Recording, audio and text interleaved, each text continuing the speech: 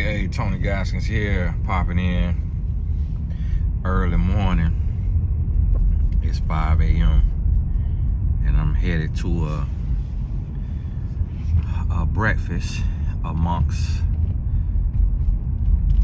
local religious leaders and community government and religious leaders. And I only slept about 3 hours because I had practice with the boys program, and then we had to pick boys up and drop boys off. Then got home and I was trying to get one of my business affairs squared away, and real quick on email, and then my wife, she wanted to talk and fill me in about her day. And I didn't get home till after 10 o'clock, and so us talking and stuff, it was after 12 o'clock when we got done talking about the day and just talking through life and business, and then I had to be up 4:30. Her alarm went off at 4 for whatever reason, and she liked to wake up at 4 a.m. So I told her, I was like, baby, I gotta be up in 4.5 hours. She was like, well, me too. So I'm thinking she talking a real 4.5 hours. She meant 4 hours, which was 3.5 hours, because 4 o'clock. But then she remembered she had already made lunch for the boys, steak and potatoes for their lunch, and so she didn't have to get up. So I went on ahead and got up 4:15 because she woke me up at 4, and headed over here to this breakfast because they invited me. And it's at the center where they allow us to use the gym for free. It's a community center, and they allow us to use the gym. And to my knowledge, the center was started by a black man a long time ago, and he got the city to give him some money and some property or what have you, and and now it's still up and running. And it's just that's a dream, something I want to run one day in my city. And y'all forgive me, had something in my face. And just amazing though, just to see like the legacy and venturing out and being willing to try to make something happen and stepping out there and serving and giving back. And one thing that I realize is it's all about having a vision.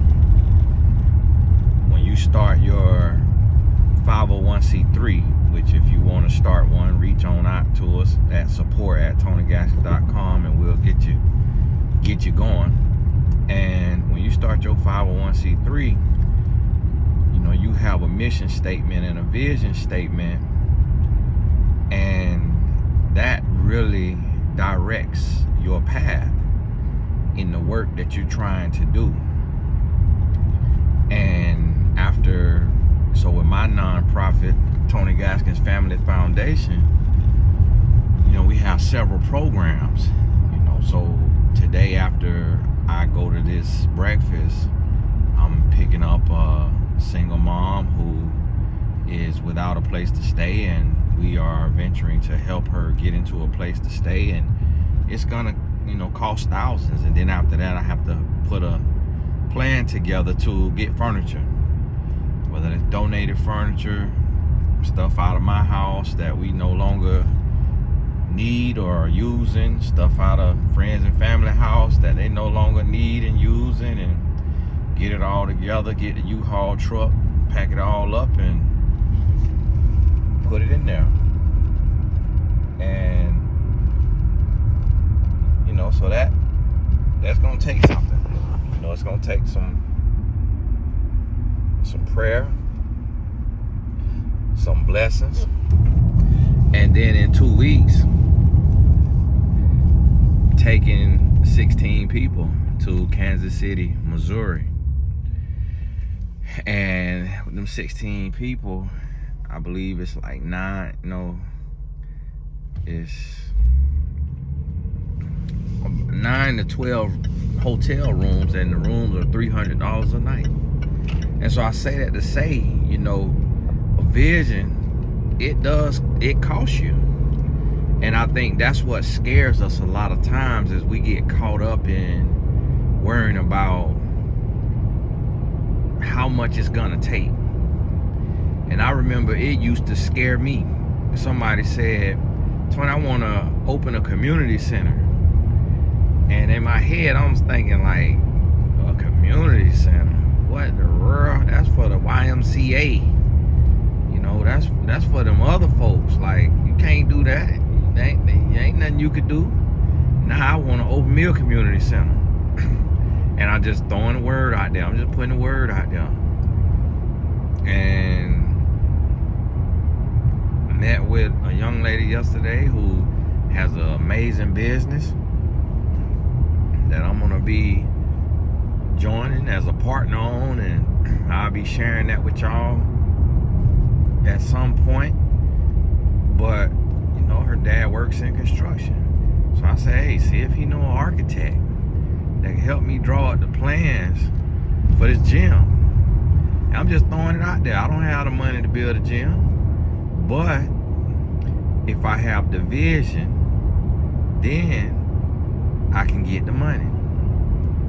And so, and a guy told me, he said, hey, I can help you get the land if you get the plans. So get them plans, and then you know what now you get it priced out. Now you know what you need to raise. And then you just got it on the tip of your tongue, because you meet a millionaire every day. You don't even know you talking to a millionaire when you in the grocery line.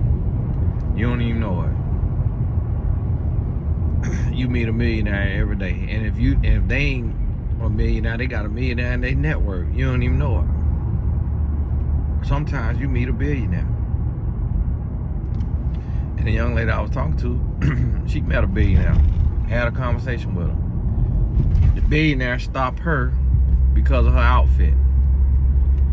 And so that's what I mean. You never know who you gonna meet when you gonna meet them, and how that's gonna come about. But you got to be ready. You got to be ready. You got to be armed and dangerous with a vision. See, not armed and dangerous how I am in this door handle, but armed and dangerous with a vision. What's between your ears? What do you want? Because sometimes you could speak a word and you talking to somebody who does not know their purpose yet, but see, you know your purpose, and they mobilize their resources to assist you in your purpose, to inspire them in their purpose. Because people have an innate call to serve. We hardwired to serve. That's why every single person that I coach, when I ask the question, what do you like doing? Every single person says helping people. How is that every person I coach thousands of people over the years, every single person says the same thing, helping people. And I'm like, we hardwired to serve. But see, some people have been turned over to a reprobate mind. They've been turned out to where the devil have flipped a switch from helping to taking, from serving to taking advantage. And that's why the wealth of the wicked is stored up for the righteous, because we hardwired to serve. And like the lady told me, the lady donated, I believe, $2,500 to the link that's in the description. That same very link. It's been people that have donated $1. I don't know if that just was all they had or if they was trying to be cute. But I counted every dollar. But a lady clicked that right there and she donated $2,500. I didn't ask her how, because you have to realize it's less than 10% of Americans probably that have $2,500 to give away. I remember riding in a Bentley with a millionaire, supposed millionaire. She was the wife of a manager of boy bands, the biggest boy bands in the world. And something came up where somebody had asked me for $2,500 or I was trying to raise, it was something about $2,500. And I just remember her saying to me, Tony, $2,500 is a lot for anybody. And I was like, I ain't know that now. I ain't know that was a lot for a million now. But now that I'm a millionaire, I realize, yeah, it's a lot. You ask me for $2,500 a day, look at you like you crazy. And so, but I realize it's because millionaires either have to take care of a lot of people or give a lot of money, or your life costs more. And the lady donated $2,500 to the Tony Jackson Family Foundation Incorporated, got her tax donation receipt, and I wrote her and thanked her, and she said, if it's God's will, it's God's bill. I don't know if she just rich, or if she had a tax return, if she had a bonus or savings or what. But I was floored. But she said, if it's God's will, it's God's bill. And I told y'all that on another video, and you gonna hear me say that often, because I've never heard that before her.